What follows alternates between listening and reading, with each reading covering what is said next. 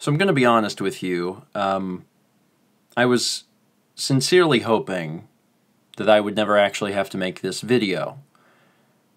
I've been following things for a while, and I was really hoping that it would not get to the point where it would become a part of life, so much so that I would have to inject it into the vlog.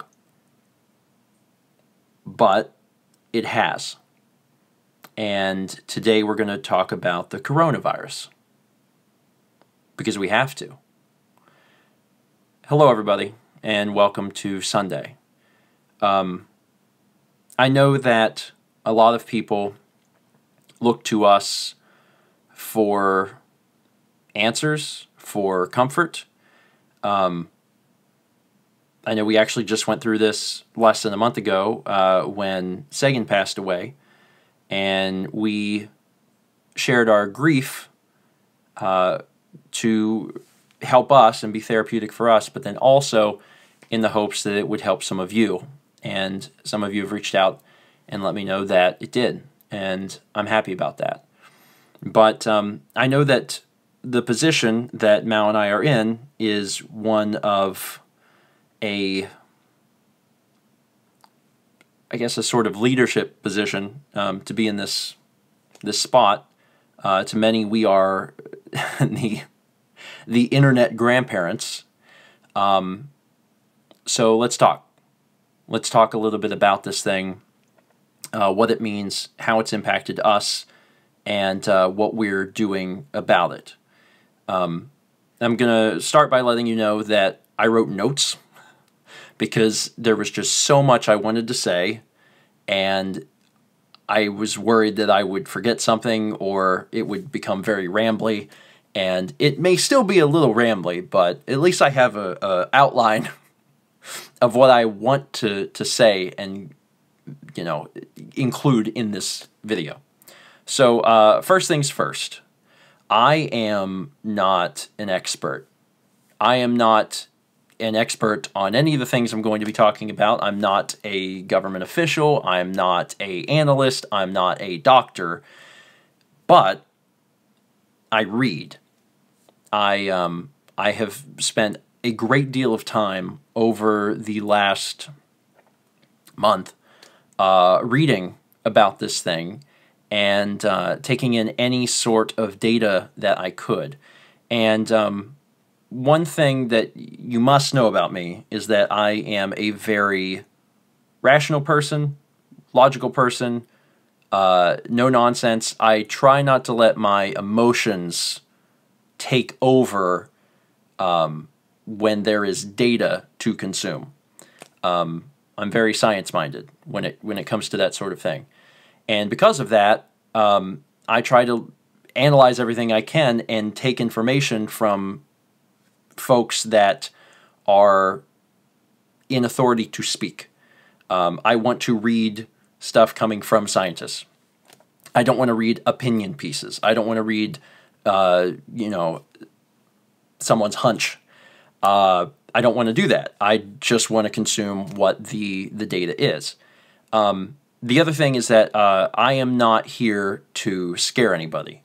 I'm strictly here to inform you what we have learned about all of this, and tell you, what we are doing in our day-to-day to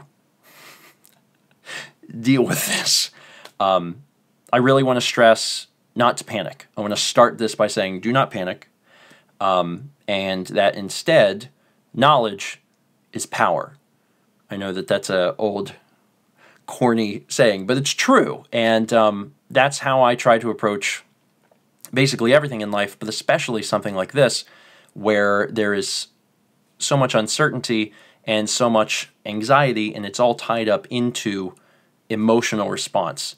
The best thing that we can do is approach this from the same mind of that of a scientist, and look at the data and look at the numbers and see where we're at and what we should be doing, and that's what I'm going to talk about today. So about a month ago, Mao and I started to get a little concerned. We have been following the news about the coronavirus for some time, and it was probably about a month ago that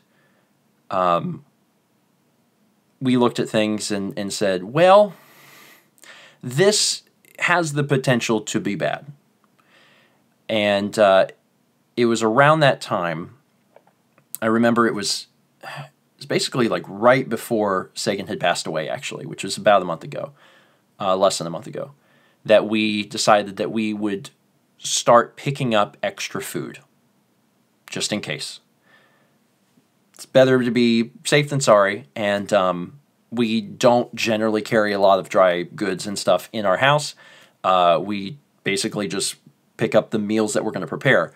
But we started to pick up dry food, and we didn't do any sort of panic buying.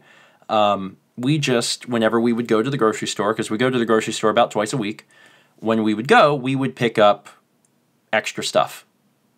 We would pick up some dry goods that we knew that we could keep in the pantry that if we needed to, we could make a meal. Just in the event that we got to the point where this became a big problem and we got sick, we would be able to have some food here that we wouldn't have to leave the house if we didn't have to. So we've been doing that for basically a month, just on our normal grocery runs, picking up just a little bit extra here and there. And that's been helpful because at this point, we are now pretty well stocked. We have a few weeks worth of food. Not to mention that the meals that we've been preparing, you've probably seen on the vlog recently, we've been creating a great deal of extra food, and that food is getting frozen. And we have a lot of meals, which is good. We've been slowly preparing for this thing. I was hoping I would not have to make this video and not have to talk about this, but I knew that I would a few days ago when it was declared that this was actually a pandemic. And I've seen so much about this. I've seen so many opinions about the coronavirus and this pandemic. And leading up to that word, that P word, there was a lot of folks downplaying it. Fortunately, I'm seeing a lot of that turn around, which is good. But leading up to it, it was there was a lot of people that were were downplaying it quite a bit. I remember seeing a video on Facebook that had went viral, and a lot of people were sharing it, and they're like, "This guy knows what he's talking about," and he's like, this is the flu. The media's blowing this out of proportion. And at that time that I saw that video, I was thinking, I hope you're right, but I don't think you are. And actually, at that point, the data already said that that was not the case. The other thing about this video is that people that know me know that I, especially for video purposes, I don't discuss politics. I find it very divisive, and I try not to ever bring it into my videos. That being said, I'm probably going to have to talk a little bit about that today, and it's not really because I'm trying to be political. It's because, this isn't a subjective thing. This is an objective truth. These are facts. You can't lie about facts. The U.S. was unprepared for this. They just were. Other countries have done a much better job than the United States. And I wish that weren't the case, but it is. And there's a lot of reasons for that. One of the reasons is that just in the past few weeks, the past 2 or 3 months, it's been heavily downplayed here by those in power. There have been speeches and tweets that talked about how everything was under control and we were well prepared and everything was fine. And some wild stuff that made me a little upset, that there was one that said it could be like a miracle and just go away. So there's been a few things over the last few weeks that I've not been thrilled about. But again, data speaks louder than emotion. And when South Korea is doing 10,000 tests a day, and there was a day a week or two ago that we reported 8 not 8,000, just 8 for the entire U.S., that just kind of speaks to the magnitude of the problem. And there's a whole lot to dive in there about the availability of tests and things like that I'm not going to touch on. But you should use that information to understand that the numbers that we currently have are underreported. They just are. Because tests have not been available, we have no way of knowing what the true scope of this thing inside of the United States is. And that's not good. That's not good. So we don't even have a clear picture, unlike some of the other countries. And some of the other countries are definitely handling it in a better fashion than the U.S. has. So now let's talk about the virus itself, COVID-19. So you've probably heard that it attacks the weak, the immunocompromised, the elderly, and that's certainly all true. People that are over 60 are going to be much more susceptible. People that already have pre-existing conditions are going to be much more susceptible. And it's important to understand that this is dangerous for them, very dangerous. And that is why we have to protect them. And you might be saying, how do I do that? I am perfectly fine. I am healthy. I don't have a pre-existing condition. I don't have any problems with my immune system. I'm 25. We need your help. This is a group effort because it can take days for symptoms to show, which means in that time frame, you could potentially pick up the virus and spread it to other people, people that desperately need to not get the virus because it can be deadly for them.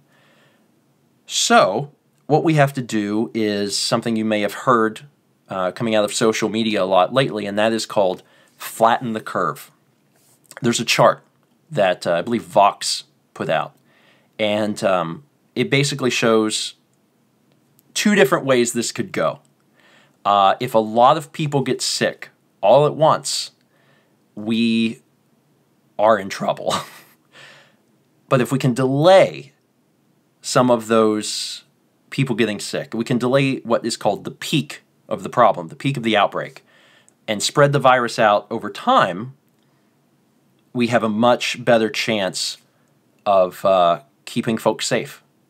You have to understand, one of the problems that we can very realistically run into here is overrunning the healthcare system, which is probably something that's very hard to think about. But this is literally a pandemic. This is exactly what can happen during a pandemic. So what can happen is if there are a lot of people that suddenly have the coronavirus and they have to get treatment and they have to go to the hospital, and we are giving them a hospital bed, if this continues to spread, we're going to get to the point where we're going to run out of beds. And this is bad for everyone, not just people that are susceptible. Because there could be, yes, coronavirus victims that need medical attention that may not be able to get access to it because there's so many other people sick. But then also, people that are otherwise perfectly healthy could have an unrelated accident. They could be in a car wreck. They could have appendicitis. There's a lot of different things that could happen. And if our healthcare system, is under severe load, that's going to make it very difficult to provide the care that we need to other people. That is why it is extremely important that we do our part to take care of everyone. There are people that, again, the elderly, the immunocompromised, these people need our assistance, and it is our job to protect them. And also, I want to address this now because I still see this, and thankfully it's going away. People are starting to understand, but COVID-19 is not the flu. It is not the flu. It is not the flu plus. It is multiple times more deadly than the flu. If you want to be informed, if you want to know what's happening in the world, look at the other countries. Look at Italy. It is disingenuous, either through ignorance or maliciousness to say that it is the flu. It is not. It is something different than that. So let me get back to my original point. What can we do to stop this? How can we help? So the first thing we can do is to stop the spread with cleanliness, and that means washing your hands effectively. You've probably heard by now on the news, on social media, to sing happy birthday twice, to wash your hands for 20 seconds and make sure you get in every little possible place. And that probably sounds insane, but it's not. It can actually reduce the transmission by a great deal. And that is because this virus is not an airborne virus. It is droplets, which means it's transmitted through coughing or onto surfaces.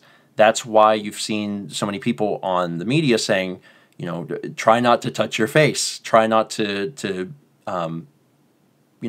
touch anything that you don't need to. Wash your hands frequently, because if you're coming into contact with stuff in the outside world, you don't know where it's been, you don't know who's been there, coughed on it, etc. That is how the virus gets into you. And again, if it can take days before you show symptoms, you may not be aware that you're carrying it, interact with other people, and infect them, and that is what we're trying to avoid. But the bigger thing, and the thing that is becoming very important now, and it needs to be done now, is something called social distancing. And that just means removing yourself from social activities, removing yourself from the public.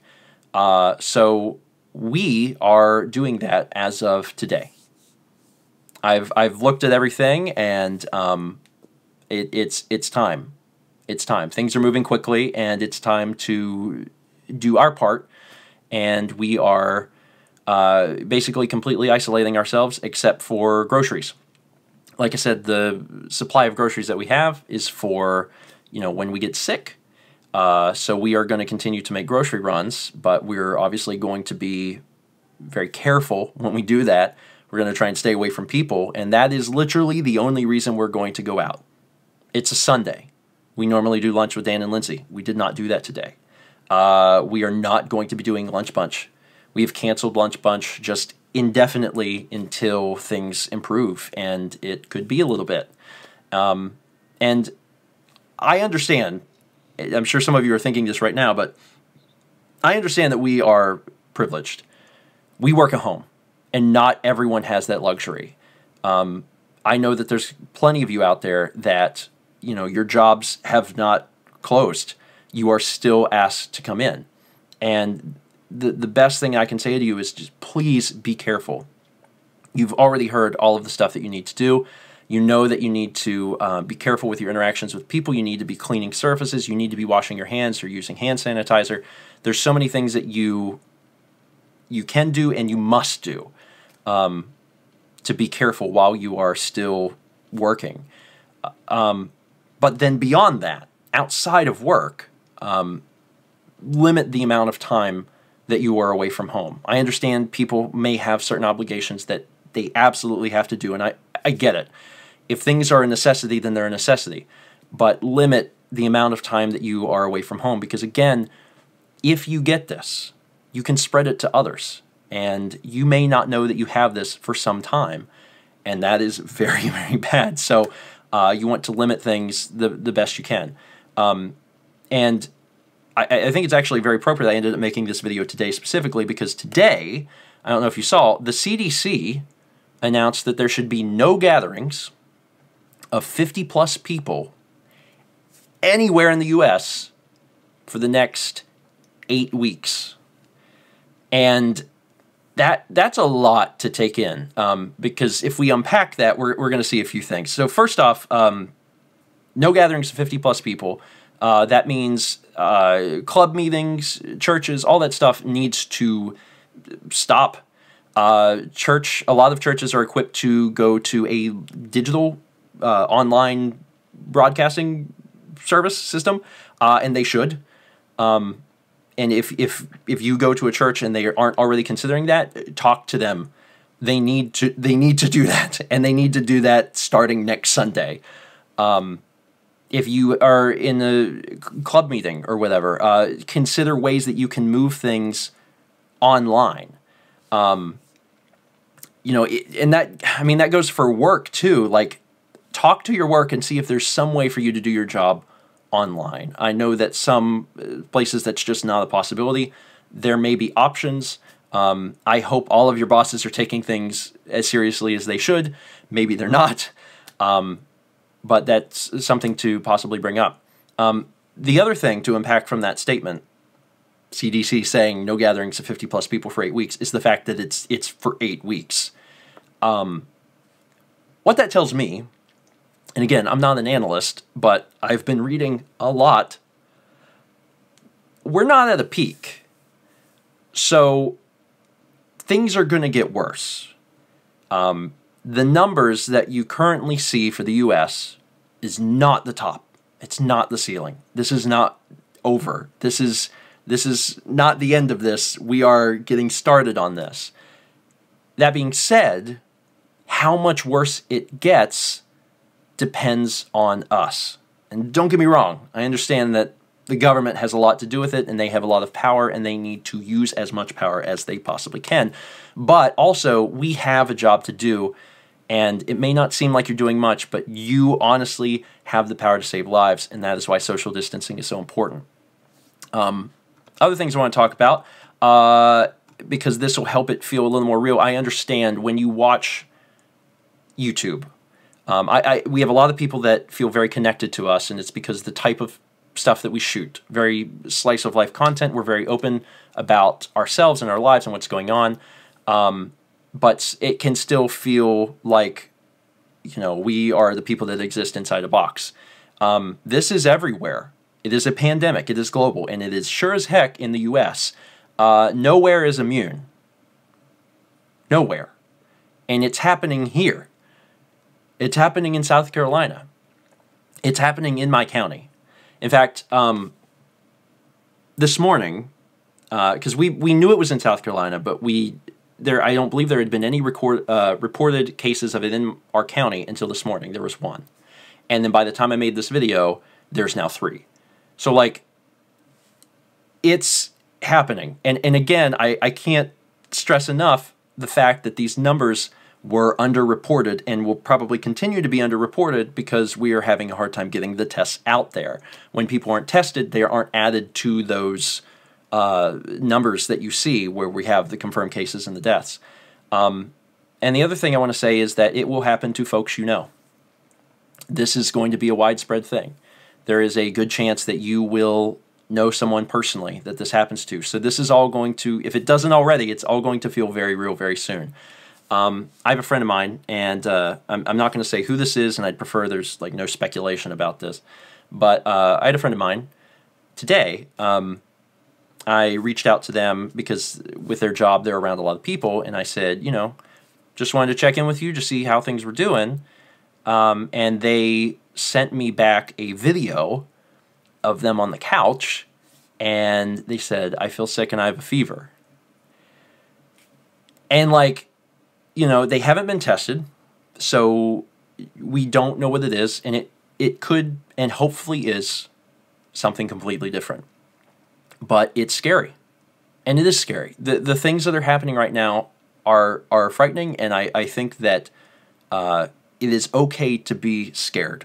That is a natural response. But the key thing to remember is we can't panic, and more importantly, we have to keep a level head, and we have to prepare. So what is it that you need to do to prepare? So the best thing that you could do is to try and have a pantry of some food. In the worst case scenario where you get sick and you need to quarantine yourself off and not go out at all at the risk of, you know, hurting others, you need to have, 2 weeks or more if you can do it, worth of food. And this can be just basic stuff, but something that you can make at home that you can stay in your home. So if you don't already have 2 weeks worth of food, that would be my best suggestion to you. Obviously, things like paper goods is a good thing to have on hand as well. just don't panic buy paper goods. And keep in mind that throughout all of this, stores are still going to be open. There is still going to be food. You don't have to buy food like it's the apocalypse. People are buying things as if it's a natural disaster, and that's not what this is.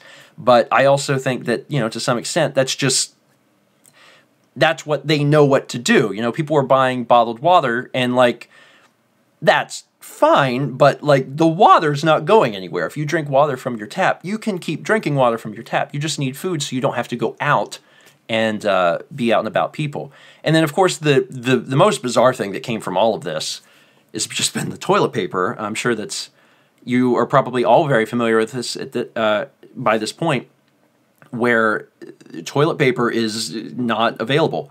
And, thankfully, Mal and I, a few weeks ago, got a little extra toilet paper. We didn't panic buy anything, but we bought a little extra, so we're fine. But, my parents went out and tried to get toilet paper, and they could not find any. And keep in mind that is all very bizarre, but it will be back. It will be back on store shelves. People are panic buying some stuff, and that sucks. And I wish that they would not do that. You're not going to be able to reach everyone. But just try and understand that if something is missing, it will return, because that stuff is still being produced. It is still being produced. It's still being delivered to the stores. The stores are still open. You will be able to get this at some point in the very near future. And the people that stockpiled it inside their garage, so they have 9,000 rolls, will not buy anymore, because they'll be like, oh, wait, I have 9,000 rolls. I actually read a really interesting article, I think today, that was written by it's like a business and economic psychologist, I believe. It was talking a little bit about the whole toilet paper thing. And they speculated that toilet paper is a very inexpensive and physically large product, and that it is our human nature to want to do something. And getting toilet paper feels like we're getting a lot of something for a little amount of money. And it's scratching an itch in our brain that tells us that we are preparing for this. Is that true? No, that's not how you prepare for this sort of thing. We don't need more toilet paper. But I thought that was an interesting take. So maybe that's true. I'm not entirely sure. But again, the important thing to remember through all this, and I hope I haven't scared anyone too bad, is the world is not ending. It's not. And I can say that with some certainty because of, again, data. Other countries are recovering. China says they are past the peak. South Korea, I believe, says that they're past the peak or just about past the peak. So, other countries are recovering, and we will too. But how fast depends on some factors, one of which is our government, sure, but one of which also is us. And we can help this situation by continuing to practice cleanliness and then also social distancing. So finally, again, I hate that I had to write notes, but there's just so much to say on this. What is the takeaway from all of this? Number one is don't panic. Don't. Panicking doesn't help anything. It does not help this situation. You have to, and it's going to be hard, but you have to remain calm. You have to remain level-headed, and you have to think clearly. But also, you have to prepare. And of course, do your part. It's important to note that with COVID-19, most cases are mild. So, it may not even feel like much for a large majority of people, but you can still carry it. And that is where the danger comes in. You should only be doing absolutely necessary things outside of your house. So try and stay inside if you can. I totally understand. People have to go to work. People have to get groceries. People may have to do this, that, or the other, and it's something that you can't not do. I get it. But outside of that, we should all be doing our part by trying to isolate ourselves as much as possible because, again, we have to flatten that curve. It is a very real possibility. This is not coming from me. This is coming from people who are very smart, qualified individuals who have degrees and have written so much about this. We have to flatten that curve. If we overrun the healthcare system, we will be in dire straits.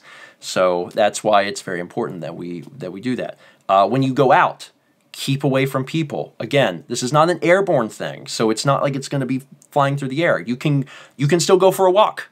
Mal and I have been doing that. We've been going for walks. But when you're out, stay away from people, especially if they show any signs or symptoms of things. And if you're touching or doing whatever, make sure that you are washing your hands or using hand sanitizer or something. Do it frequently because you just never know.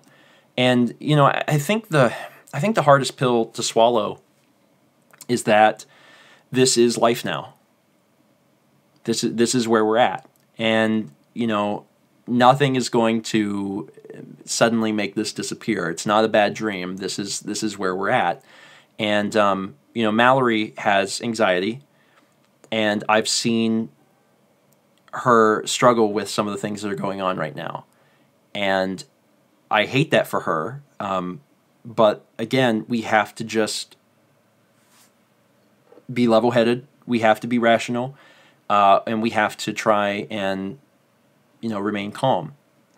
It's important to remember again that in the U.S., because I'm obviously in the U.S., the numbers are going to rise, and that's just because we're not at the peak yet. When the CDC says that we should not have any gatherings for 8 weeks, that's a little concerning. So again, don't be alarmed when you see the confirmed cases and the deaths in the U.S. go up. That is going to happen as this continues to spread. And then also, of course, as we continue to test, we're going to find out that we have more confirmed cases and deaths.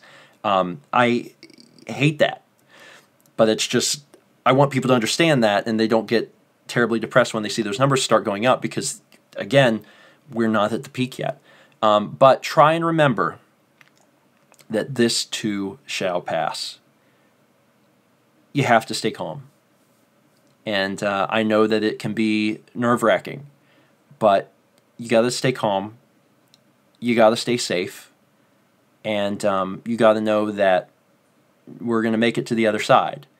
And I don't know if my words are enough to put some people at ease. I hope that maybe they are. I've been following this very closely for a while, and again, I was hoping I'd never have to make a video about it. I was hoping that if we got anything here, that it would be handled well and efficiently, and it's just not what's happened.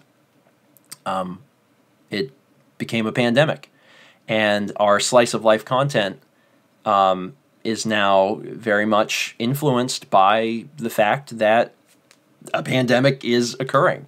That's the reason why there won't be Lunch Bunch for a while. That's the reason why we won't go trade in games at Player's Choice. That's the reason why you may not see us doing other things. I have a birthday this week, and we're not going to do anything.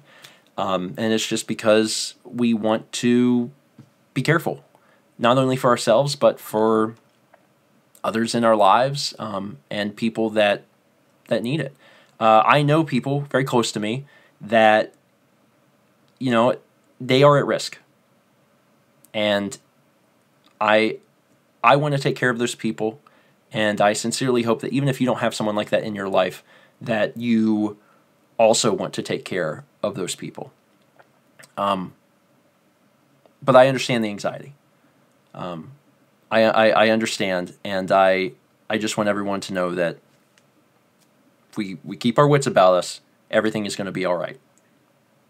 I truly, in my heart of hearts, I believe that.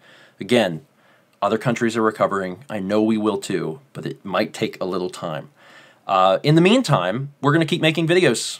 Again, I feel so privileged and happy to have a job that I can work from home, because for us, not a whole lot changes. We're going to keep making stuff. Dan obviously works from home, so He's going to continue working, so we're going to keep making stuff. He's going to continue to edit stuff. We're going to continue to do streams. And honestly, now more than ever, because people are going to be stuck at home, we are going to produce stuff to entertain. It's very important, I think, at this time, especially for people that have anxiety about this entire situation, you know, to provide them entertainment and comfort and some sense of normalcy. But try and remember that, you know, when you watch us, whether it's a stream or a gaming video or here on the vlog, like, we are in the same world as you. You know, if you're in the US, we're in the same country as you. We're dealing with the exact same problem. And it's okay to be scared. We just have to make sure that we're doing our part and being logical and rational about everything, and it'll be okay.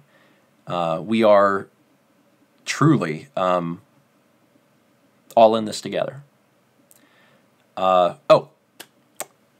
and one more thing, because I hate to have like this entire like serious video and just be like, and it ends in a very serious way and it's solemn. It wouldn't be Steven Vlog without food. We made shepherd's pie tonight. I talked about that on the vlog yesterday, and I wanted to make sure that we show it because I actually got some clips of it.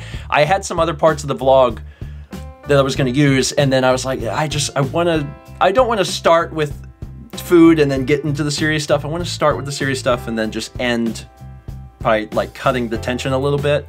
So we made shepherd's pie, and actually I learned that it's apparently called cottage pie because it has beef in it.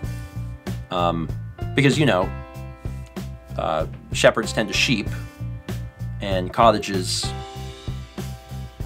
are owned by cows. I don't know how it works. I don't know why it's called cottage pie, but apparently it's cottage pie. But it was great. And we got, you know, a lot of different leftovers out of it. Little sweetheart. Thank you all so much for watching. Again, this is long. I don't know how long, probably really long. I hope that this helped. I really sincerely hope that this helped. We're all in this together. Things are wild. We're taking it day by day.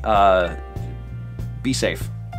And again, you know, from here on out, vlogs will return to their normal thing, but we will talk about this as it comes up, because it's going to come up.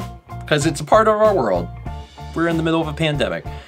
This event right now is something that we're gonna talk about for the rest of our lives. Like, this is something that will absolutely define our generation. And we're living it. We're living it. All right. Thanks. And as always, let's meet back tomorrow. Shall we?